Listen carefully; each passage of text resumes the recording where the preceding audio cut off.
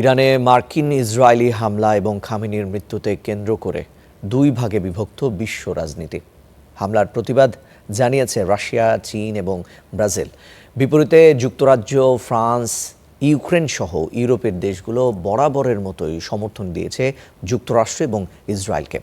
মধ্যপ্রাচ্যের দেশগুলো মার্কিন হামলার নিন্দা না জানালেও তেহরানের পাল্টা হামলার নিন্দা জানিয়েছেন।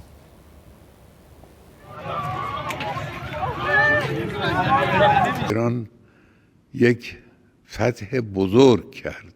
ইরানের উপর যুক্তরাষ্ট্র ও ইসরায়েলের যৌথ হামলা আর সর্বোচ্চ নেতা আয়াতুল্লাহ আলী খামেনিকে হত্যায় বিশ্ব রাজনীতি হাঁটছে আগের পথেই। ইরানের এই দুঃসময়ে পাশে দাঁড়ায়নি খুব বেশি দেশ।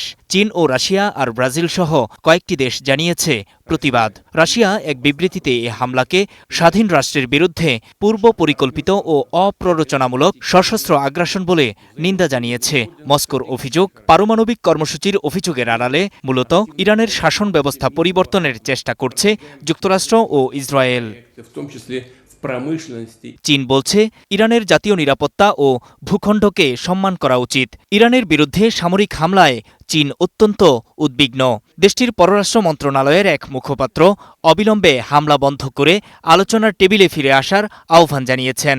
ইরানে হামলার নিন্দা জানিয়েছে ব্রাজিলও। বিপরীতে আমেরিকা ও ইসরায়েলের পক্ষেই দাঁড়িয়েছে মার্কিন মিত্র দেশগুলো। যুক্তরাজ্য, ফ্রান্স, ইউক্রেন, আলবেনিয়া, হাঙ্গেরি সহ পশ্চিমা দেশগুলো পুরোপুরি সমর্থন দিয়েছে যুক্তরাষ্ট্র ও ইসরায়েলকে। মার্কিন হামলার জেরে মধ্যপ্রাচ্যের বিভিন্ন দেশে থাকা ঘাঁটিগুলোতে পাল্টা আঘাত করেছে ইরান। এ ঘটনায় প্রতিবাদ জানিয়েছে সৌদি আরব, সংযুক্ত আরব আমিরাত, কাতার, কুয়েত ও লেবানন।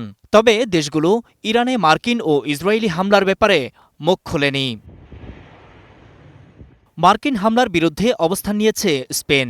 একই সঙ্গে ইরান সরকারের পাল্টা হামলারও নিন্দা জানিয়েছে দেশটি। প্রধানমন্ত্রী বলেছেন, স্পেন আরও একটি দীর্ঘমেয়াদী যুদ্ধ দেখতে চায় না। এদিকে ইরান ও উপসাগরীয় অঞ্চলের সাম্প্রতিক ঘটনাবলিতে গভীরভাবে উদ্বিগ্ন বলে জানিয়েছে ভারত। সকল পক্ষকে সংযম দেখানোর আহ্বান দিল্লির। নূর মোহাম্মদ, স্টার নিউজ।